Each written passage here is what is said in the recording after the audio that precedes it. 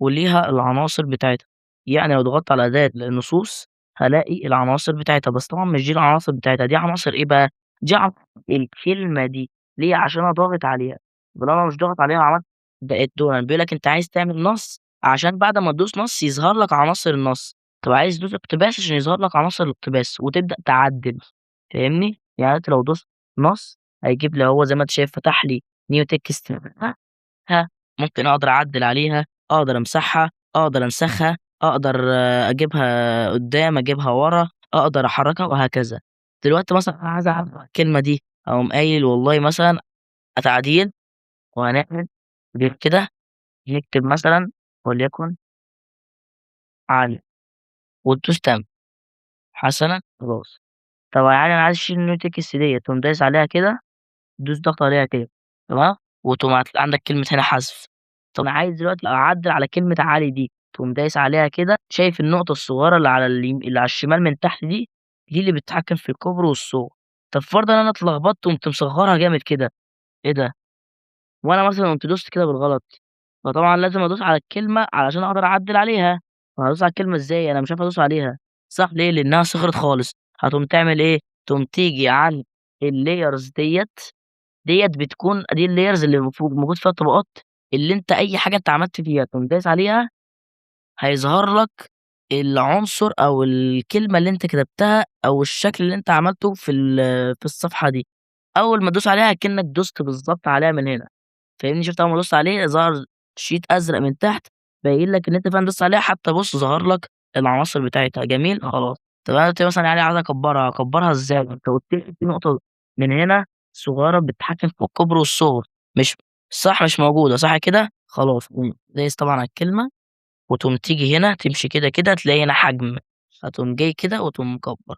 خلاص جميل. تعالَ بقى عشان وقت الفيديو ما يطولش، أعرّفك بقى إزاي تعمل الصورة ديّة وأنت مع التدريب هتتعوّد، خلاص ماشي، عشان إيه، أنت لمّا بتتعوّد على إنك تعلّم أداة بأداة مش هتخلص وهتمِل، لكن أنت لمّا تتعوّد إنك تعمل شكل مرّة واحدة هتلاقي إيدك خدت على الموضوع من غير ما تاخد بالك، خلاص ماشي. تعالَ بقى نخش على الصورة بتاعتنا، أول حاجة كده يا باشا بس نمسح الكلمة دي كده ونبدأ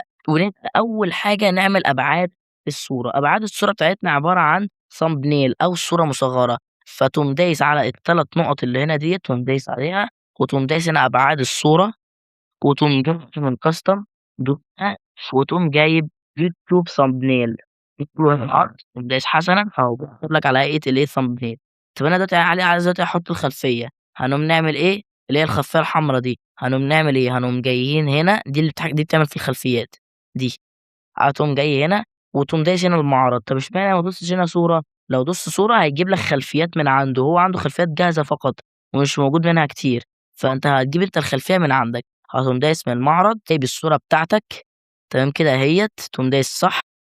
شايف ظهرت لك الصورة بتاعتك، جميل، جميل جدًا. طب يعني مثلًا عايز أتحكم في لونها شوية، أغيّر في الحيوية، في التباين، في السطوع، الكلام ده، تقوم جاي في آخر واحدة خالص كده، تقوم دايس هنا وعندك التباين وتسليط الضوء والحيوية ودرجة اللون، تقوم طبعًا مثلًا ممكن نعمل كده سِنّة، لأ زوّد ده سِنّة وهكذا، مش لازم بقى نضبّط أكتر من كده، خلاص؟ طيب يا علي أنا عايز أضيف الصورة بتاعتي، طبعًا يا علي مثلًا الصورة بتاعتي بُص هاعمل إيه، هتقوم جاي بقى في النُص، الأداة اللي في النُص دي اللي عاملة شبه الإعدادات، تقوم دايس عليها وتقوم جاي عند كلمة استيراد، طب يا علي اشمعنى ما دوستش على اللي هنا ودوست على من المعرض، ما هو هيجيب لي برضه الصورة بتاعتي، لأ تعالَ كده نجرّب، جبنا الصورة بُص اللي هيحصل شال لك الخلفية، ليه؟ لإن دي متحكمة في الخلفية فقط، لإن حتى مش هتعرف تعدِّل عليها، لأ هي متحكمة في الخلفية فقط، فأنت عشان تضيف صورة مش هتضيفها من هنا، دي تتم الخلفية فقط، فهاقول لك إزاي تضيفها، طبعًا هنعمل رجوع بس عملية رجوع من هنا، تقوم دايس هنا كده، خلاص تمام، وتقوم دايس هنا بقى، شايف علامة الإعداد دي تقوم دايس عليها، وتعمل استيراد، هنا ديّة بتضيف بقى حاجات، الصورة بتاعتك بُص بقى اللي حصل، إحنا دلوقتي ظهرت الصورة بتاعتنا بس بالخلفية بتاعتها، وإحنا عايزين الصورة بتاعتنا من غير الخلفية، فعشان نشيل الخلفية ديّة هتقوم جاي عند تطبيق remove.bg وتقوم دايس على upload وتقوم مختار الصورة بتاعتك، دلوقتي الصورة بدون الخلفية، هاقوم دايس عليها هنا شايف، مرّة واحدة كده على طول. طب يا علي دلوقتي أنا عايز دلوقتي أرجّع الصورة دي لورا، ما فيش حاجة اسمها كده، دي خلفية، هترجع إزاي؟ طبعًا هنبدأ نستخدم بقى إيه، أداة الpen tool وأداة الselection خاصةً، هتقوم تعمل إيه، هتقوم دايس على الصورة عشان تبدأ تعدّل عليها، وتقوم جاي عند تمشي كده تمشي، تمشي، تمشي، تمشي، هتلاقي في هنا حاجة اسمها غطاء، الغطاء ديّة يعتبر اللي هي الselection. اللي أنت هتبدأ تعدّل عليها أكنّك بالpen tool، هتقوم دايس عليها كده وتبدأ بس تصغّر حجم الselection لإنه كبير جدًا ومش هتعرف تعدّل عليه، فده بيعد بيع بيس بيقلل لك الحجم أو يكبّره، تدوس هنا وتبدأ تمشي كده، بُص طب ليه أنا قلّلته؟ عشان بس أقدر أتحكّم فيه، لإن هو كان كبير ومش هاقدر أتحكّم فيه. طبعًا أول حاجة تقوم جايب الصورة بتاعتك كده، تشوف اللي أنت عايز تحمّله بالضبط في الصورة، والله يا علي مثلًا أنا عايز أخلّي مثلًا الصورة لحد كده زي ما أنت عاملها بالضبط كده تمام،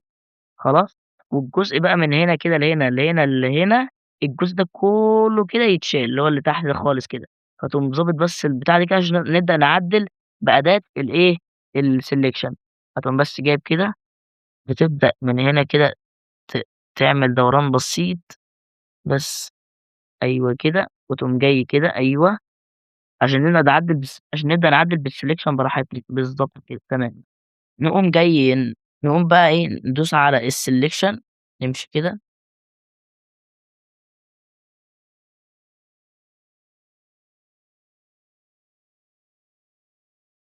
هنقوم دايس تمام، دي طريقة العدل بالselection، تقوم دايس على النقطة ديّة، بُص عندك هنا النقطة دي وعندك النقطة دي وعندك النقطة دي وعندك النقطة دي، هتقوم دايس على النقطة ديّة وتبدأ تدوس عليها طوالي كده تمام، وتبدأ تحدد المكان، والله يعني مثلًا أنا دلوقتي هادوس على النقطة دي، بُص يعني مثلًا أنا عايز أحدد المكان بدقة، أنا مش شايف حاجة، ما أنا مش أنا ممكن بُص يعني مثلًا بُص مش عايزها تيجي معايا، عايز أحدد المكان بدقة، تقوم دايس فوق خالص هنا عند المكبر ده، وتكبّر، تكبّر، تكبّر، وتيجي هنا أيوه. دايس بقى على المكبّر تاني، دوس على المكبّر تاني عشان المكبّر يُقف، عشان تبقى تعدّل بالsection براحتك، تقوم دايس هنا، وتقوم جاي هنا عند الحتّة دي بالضبط كده أيوه، تمام كده، وتقوم دايس هنا على المكبّر، وتفضل ماشي، ماشي، ماشي عشان تروح للنقطة التانية، تقوم دايس بقى على المكبّر تاني تبدأ خلاص بقى تعدّل بالselection، تقوم دايس عند النقطة ديّة، وتبدأ تعمل كده، وبعد كده تدوس تاني عند المكبّر عشان تجيب بس الصورة كده، وبعد كده تقوم دايس تاني على المكبّر، وتقوم دايس على النقطة أهوّة،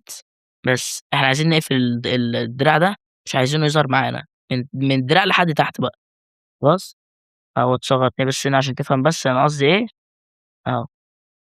أيوه، تقوم دايس بقى على المكبّر أهوّة، أنا عايز أقف لحد هنا، الهاندل اللي طلع دوّة دول هاندلين تمام، دُولًا بيتحكموا في إن إن الخيط دوّة اللي هو الخيط ده يبقى بأي شكل ممكن، فأنت عشان تجيب الخيط دوّة تعدّل على الخيط ده، هتقوم جاي من فوق، بُص، بُص، بُص أنا باعدّل من فوق، طب أنا عايز أعدّل الخيط ده، تقوم جاي من تحت، طب فرضًا يعني مثلًا أنا عايز أعدّل على هاندل بس نقطة تانية، هتقوم دايس على عند النقطة نفسها عشان يظهر لك الاتنين هاندل بتوعها، وتقوم عادل يا كده، يا كده. خلاص، مش لازم تدوس عند الهاندل نفسه، لأ، ممكن كده عادي من على الجنب، خلاص، عشان تقدر تشوف الهاندل بيتحرك فين، خلاص، دلوقتي تقوم دايس عند وتقوم مضبّط الهاندل بتاعك تخلّيه عند النقطة بالضبط عشان يكون مستوي، أيوه، دي نفس القصة، تدوس عند النقطة ديّة وتضبّط الهاندل أهوّة، تخلّيها عند النقطة، وبعد كده تقوم دايس عند الهاندل بقى تاني عشان تغ ت تجيب بقى الهاندل اللي تحت دوّة تخلّيه تحت خالص، ليه خلّيته تحت بس؟ لأ، دي تخلّيها في النُص دي. ليه خلّيته تحت؟ علشان يمسح دي، إحنا عايزين نمسح الجزء اللي تحت، فهمت أنا قصدي إيه؟ دايس بس هنا عند المكبّر عشان تطلع بس سِنّة كده، أيوه، وتقوم دايس بقى هنا إيه، عند الهاندل ده كمان، وتبدأ تعمل كده، وتقوم دايس عند النقطة ديّة، وتبقى تضبّط الهاندل ده كده، بُص دلوقتي بُص أنا عايز أعمل إيه دلوقتي، تمام، طبعًا هتقول لي مثلًا يا علي أنا مثلًا ده ما لوش أي ستين لازمة عندي، يعني أنا ممكن مثلًا أعمل كده وخلاص.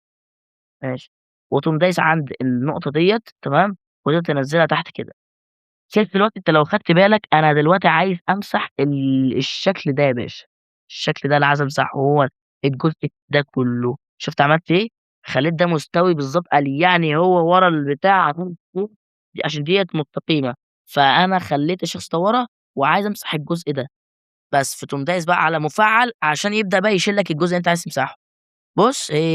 حلوة دي؟ طب حلوة، خلاص تمام، تقوم دايس بقى على صح كده من هنا تمام، وتقوم جاية هنا عند المكبر وتبدأ تصغّر بقى صورتك كده أيوه، أيوه تمام كده. طبعًا يا علي هتقول لي يا علي مثلًا هي الجودة ليه مش مضبوطة وليه الجودة وِحشة؟ طبعًا عشان إحنا عملنا مسح الخلفية بRemove.pg وطبعًا هاقول لك إزاي تضبّط الجودة وتخلّيها أحسن مما يمكن، بس دلوقتي خلّيك مكمّل معايا للآخر. بعد كده بقى يا باشا عايزين بقى نعمل الretouching اللي حوالين طب دلوقتي يعني مثلًا أنا عايز أعدّل مثلًا أدّي الصورة مثلًا يمين، شمال. مثلًا عايز أضبطها بالضبط مش عارف إيه بتاع، هتعمل إيه طبعًا نرجّع بس مكان كده، هتقوم جاي هنا كده عند كلمة موقع، تدوس عليها وتبدأ تضبّط بقى عايز تحدد يمين، شمال. طب عايز تعملها مثلًا بسرعة، بسرعة بدل ما تعمل كده، كده، كده، كده، كده وتقعد سَنة، تعمل كده على طول تزوّد لك السرعة، فاهمني؟ أو ممكن تعمل كده بحيث أنت مثلًا عايز تدقّق أوي فتمشي بالراحة السِنّة، بالسِنّة، فاهمني؟ وهكذا. فخلاص هتعمل X كده وهكذا تمام، ماشي. طبعًا كل دوّة دي طبعًا هنشرحها بس قدّام مش دلوقتي، خلاص؟ طيب أوكي، يعني دلوقتي مثلًا إحنا دلوقتي الصورة تحس إن هي مش واقعية، فعايزين نبدأ نعمل الshadows فهنقوم دايسين على الصورة ونبدأ نمشي كده، كده، كده، كده على كلمة ظِل أهي زي ما أنت شايف أهي ظِل أهي، فتقوم دايس عليها وتقوم دايس على مفعّل أهيّة وتبدأ تخلّيها مثلًا باللون الأحمر، بحيث يكون مناسب مع الخلفية، أكِن الشمس الحمرا مش فاهم إزاي الجو الأحمر ده جاي ناحيتها، فتقوم جاي عند الزائد ليه هاقول لك عند الزائد مش لازم نجيب أي أحمر وخلاص لأ، هتقوم جاي هنا عند الزائد وتدوس العلامة دي، يعني طب ممكن نختار أحمر وخلاص، لأ هافهمك ليه، هتقوم دايس هنا عند النقطة اللي أنت شايفها ديّة، ونحدد اللون اللي مناسب مع الخلفية بالضبط، أهو وليكن ده مثلًا، خلاص؟ أهو، أحمر أهو، بس، تمام كده؟ ماشي. طبعًا ما ينف نحاول بس نقلّله سِنّة كده، بس، عشان يا دوبك بس الحواف بتاعته تبقى ماسكة خلاص؟ طيب أوكي يا علي ماشي، تمام. وتقوم نازلين عند كلمة الصح، تمام؟ خلاص ماشي، ماشي. تعالَ بقى نضبط أكتر بقى الshadows اللي هو مثلًا النقطة اللي هنا الحتة ديّة عشان تحس إن هي فعلًا واقعية. هنبدأ نعمل إيه؟ هنبدأ يا باشا نقوم دايسين برّه بقى كده، تحدد اللون الأسود وتبدأ هنا تمشي كده وتعمل هنا ملء خلاص، وتبدأ تزوّد قطر التنعيم شوية كده خلاص، ما لكش دعوة بالباقي ما تدوسش على صح خالص، وتبدأ يا باشا تعمل بإيدك كده، هنا مثلًا هنا عشان يظهر أكنك أنت هنا واقف لحاجة، هتقول لي عليه إيه العبط ده، عادي ده منظر shadow هافهمك دلوقتي، من تحت بس كده يعني هو هنا فاهمني ساند على البتاع، وأنا برضه هتقول لي طبعًا ده مش منظر shadow قرف، هافهمك دلوقتي إزاي هتعدل عليها دلوقتي. ما تستعجلش، خلاص،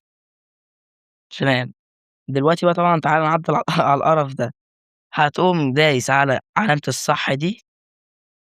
وتبدأ بقى يا باشا بُص، ده الشكل بقى أصلًا، يعني شايف ده الشكل، هتقوم جاي زي ما هو كده أهوّة، خلّيه بقى تحت بالضبط كده أهوّة، تحت كده أهو، تمام، وتبدأ بقى يا باشا أهوّة تكبّره سِنّة كده بس، خلاص، أهوّة تمام كده، وتبدأ يا باشا بقى تضبّط بقى تعمل بُص تعمل إيه بقى دلوقتي، هتقوم جايب كلمة الشفافية ديّة، اللي هي الشفافية دي تقللها للزيرو خالص، زي ما اعمل زي ما باقول لك بالضبط، اعملها للزيرو خالص تمام، وتقوم دايس صح، وتيجي عند كلمة ظِل وتبدأ تعمل مفعّل، خلاص، وهتفهم ليه دلوقتي أنا باعمل الحركة دي،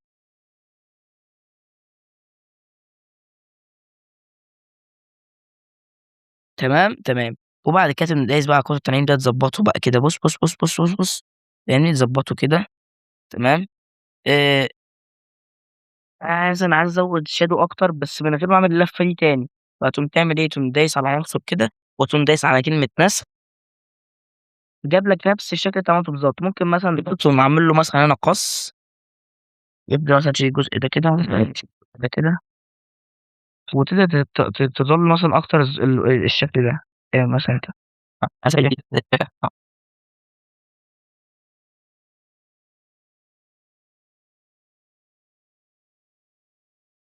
حتى أنا دلوقتي مثلًا عندي هنا الشكل دوّة مثلًا لو دوست عليه مثلًا بالغلط وليكن هتلاقيني مثلًا بُص إيه ده أنا حرّكت في الصورة، يا عم أنا باحرّك في دي، فتلاقي مثلًا أنت بالغلط بتلاقي نفسك بتحرّك في جزء تاني، فأنت تعمل إيه دلوقتي عشان تتفادى المشكلة دي، هتقوم دايس على الرجوع طبعًا عشان بس إيه تضبّط الدنيا زي ما كانت تمام، وتقوم دايس على الlayers من هنا، وتحدد الشكل اللي أنت عايز تستخدمه فقط، وليكن مثلًا أنا هاستخدم مثلًا الshadow الشكل دوّة اللي هو تحتاني مثلًا ده بس فقط، وتقوم تعمل إيه بقى إيه تقفل ده بالقفل وتقفل البورد اللي فوق ده بالقفل، كده دلوقتي ده بس اللي هيتحرك معاك، يعني بُص كده بُص، أهو، أهو، أهو، خلاص، هتقوم بقى جاي برضه تاني عند كلمة رسم دي برضه وتخلّيها بقى باللون الأحمر ده، تمام، طبعًا اعمل بس رجوع كده، تمام، تقوم دايس على زائد وعلى دي برضه وتقوم جاي هنا كده عند الصح وتدوس حسنًا، خلاص، فتقوم برضه جاي برضه عند كلمة مَلْء، عند قطر التنعيم برضه نفس القصة، وتبدأ ما تدوسش صح، ما تنساش، وتبدأ تعمل بقى كده. هتقوم بقى ماشي كده عادي، يعني مثلًا أنا ما ضبطتهاش عادي ولا يهمك هتعرف تعملها دلوقتي خلاص، المهم بس دلوقتي بافهمك بس التكنيكس خلاص، هتقوم دايس على صح، وتفضل طبعًا تعدِّل عليها، يعني أنت عايزها مثلًا أعدِّل عليها كده مثلًا بتاع، من غير ما أقعد أبوّظ بقى وبتاع وكده، فتقوم جاي هنا حجم نسبي، تقوم دايس هنا كده وتبدأ تعدِّل مثلًا كده، مثلًا تكبّرها كده تمام، وتبدأ مثلًا تعمل ماشي، كده مثلًا أهو. طبعًا بُص دلوقتي إيه لو عملت كده هيكبروا الاتنين مع بعض، فأنت عشان تكبّر العرض لوحده والارتفاع لوحده، تقوم دايس على المرفعة دي تقفلها، ويبدأ هو هنا يكبّر لك العرض أو يصغّره مثلًا، خلاص وده اللي إحنا عايزينه، والارتفاع خلاص ده آخره الارتفاع اللي إحنا عايزينه برضه، تقوم دايس على هنا وتقوم جايب دي كده،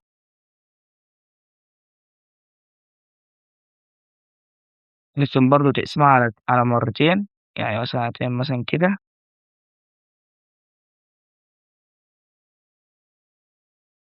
أيوه تمام، تقوم دايس نسخ، وتقوم برضه جاي كده أهوّة، بس. وقشطة يا باشا واتعشِّت، كده زي القمر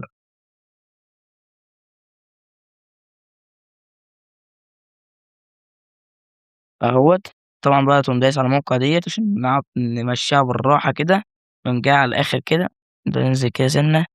سِنّة كده، نبدأ برضه نمشي كده سِنّة كده وننزل سِنّة كده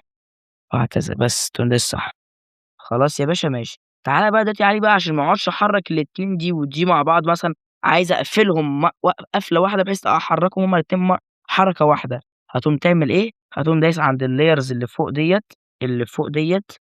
وتبدأ يا باشا تقوم تلاقي كده تحت خالص في علامة تحس عاملة زي علامة الصح والغلط دي، تقوم دايس عليها بيقول لك يا باشا أنت عايز هنا تحدد إيه مع إيه وتعمل معاهم إيه، فأنا عايز يا باشا أحدد دي مع دي واقفلهم مع بعض، بُص هنا علامة القفل، علامة الدمج، تقوم دايس عليها كده وتقوم دايس حسنًا، ركّز كده اللي هيحصل تَك خلّى لك شكل واحد، يعني لو حركتها بُص بقت شكل واحد، طبعًا هنرجّعها بس مكانها كده بس، إيه بقى يا عيل ده برضه مش منظر retouch ما أنا دلوقتي هنعدّل عليه، ما أنت مستعجل ليه يا عم؟ خلاص، فتقوم برضه داخل على كلمة شفافية، تقوم برضه مقللها للآخر، وتقوم دايس صح عشان دوّة برضه shadow retouch بنعمل الحركة دي، وتقوم دايس على الظِل، تقوم دايس كده خلاص، ونقوم دايسين على الصح،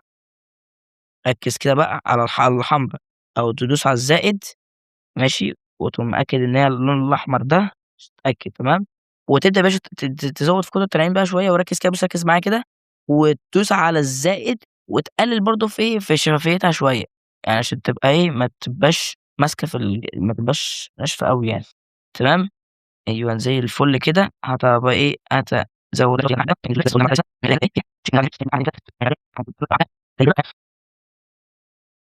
كده زي الفل، هنقوم جايين برضه على الظِل أهوّة، خلّيها حادة شوية تمام،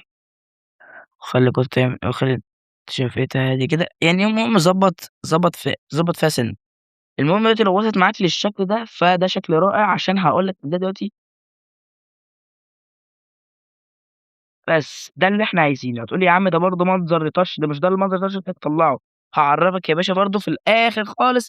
إزاي دي هتتضبّط التضبيطة الفُلّة، تمام، أنت ليك بس ماشي ورايا وبطّل استعجال، فتقوم دايس عليها بقى كده تاني، تمام، عشان إحنا عايزين نعمل على ناحية الجنب ده بس مش كلّه، مش كلّه عشان الشمس أصلًا جاية الناحية دي، فهنعمل يا دوبك هنا بس، هنا بس، أنت فاهمني؟ تمام، فتقوم جاي عليها كده تقوم عامل لها نسخ،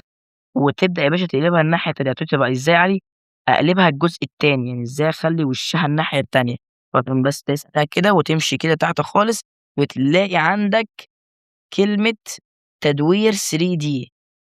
تمام، تقوم دايس عليها وتقوم جايبها كده، فاهمني، ضبّط فيهم كده عشان تعرف أنت هتمشي بيها إزاي، تقوم دايس وتقوم جايب دي كده، اللي هو بُص هاتها كده طبعًا مش كلّها، إحنا دلوقتي هنعمل دلوقتي قَص ونبدأ نطلع بقى كده فاهمني، عشان مش كلّها، هننزل طبعًا على موقع ندوس على الموقع دي وتبدأ تنزل بيها سِنّة كده بس زي ده اللي إحنا عايزينه، بس كده يا باشا كده زي دوس عليها تاني كده،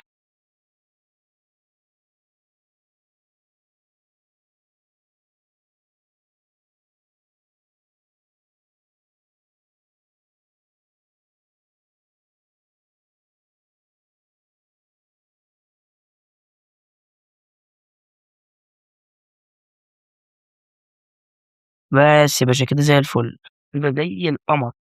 تمام، هتقوم بقى دايس بقى دلوقتي على صورتك أنت نفسها، صورتك أنت نفسها، وتقوم دايس عليها بقى إيه اللي هيحصل بقى تركّز معايا. هتقوم بقى تخلّي تشبُّعها يتضبّط بقى مع الصورة، هتقوم تمشي، تمشي، تمشي، تمشي وتيجي عند مُرشّح الألوان، تدوس عليها بقى ركّز بقى معايا، أول حاجة بقى تزوّد التباين سِنّة كده، أيوه، زوّد التباين سِنّة كده تمام، قلِّل تسليط الضوء سِنّة كده، ها، مش أوي، مش أوي، بس كده كويس، زوّد الحيوية سِنّة بسيطة لأ، لأ، لأ، لأ، لأ، عشان بس تميل للأحمر، أيوه.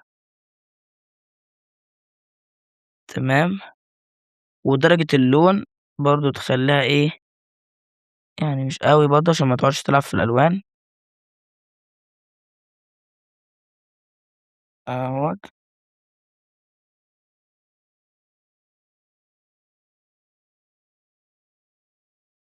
تمام أوي كده،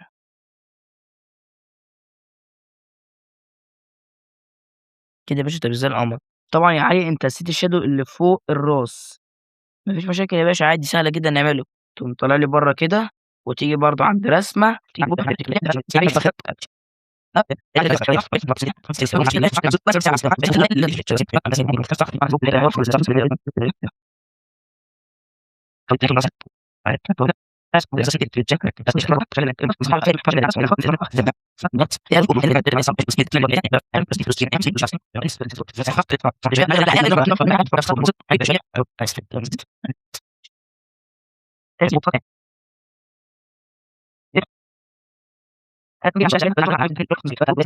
العلامة زي علامة الطبعة ديّة تقوم دايس عليها، وتقوم دايس طبعًا أول حاجة حفظ المشروع عشان لو حبيت تعدِّل،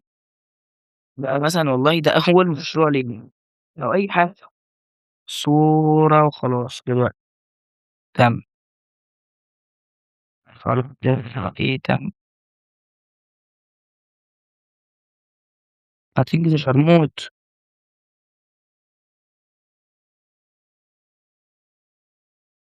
وتقوم دايس حسنًا،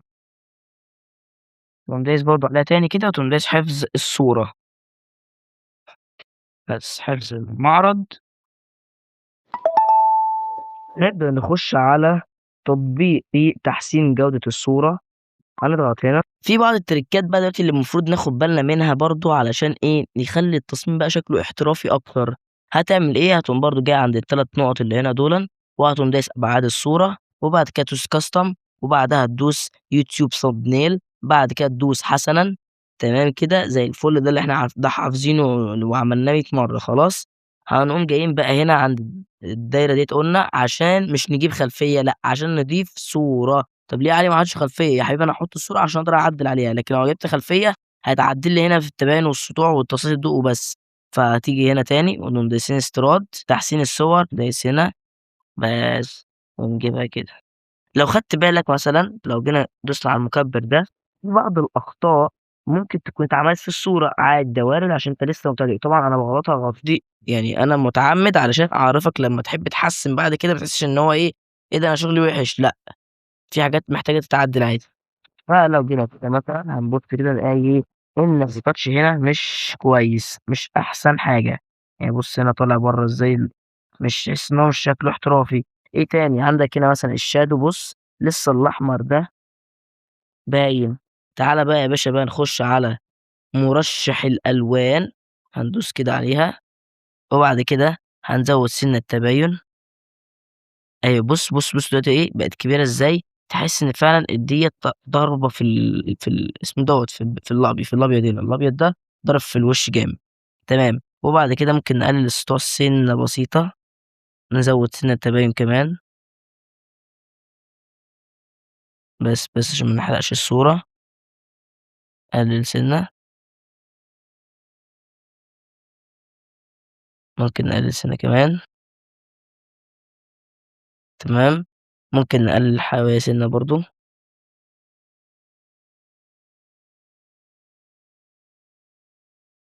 بس كده زي الفل. نجيب درجة اللون ديّة ونخلّيها على 5 مثلًا، أيوه كده برضه أهيّة 5 كده زي الفل.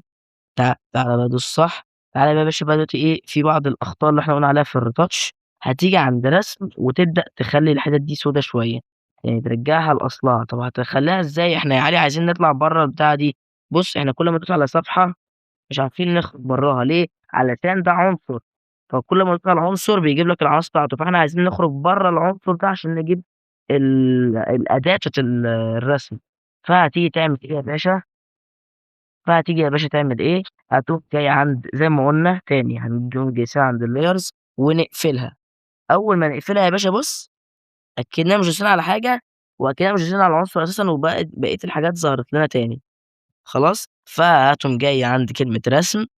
وتقوم جاي عند المكبر ده وتكبّر كده،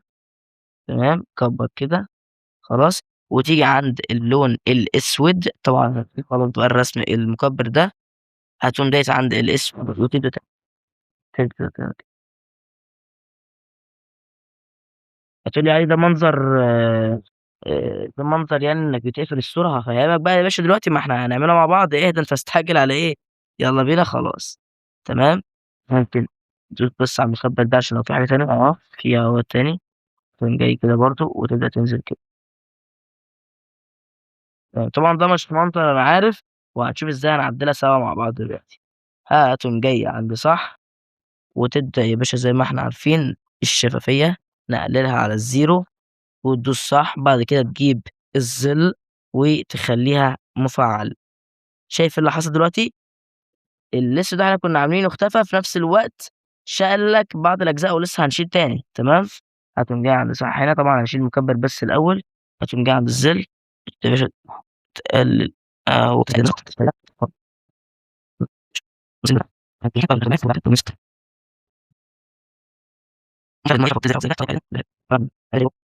الصورة إلى حدٍ ما اتحسنت.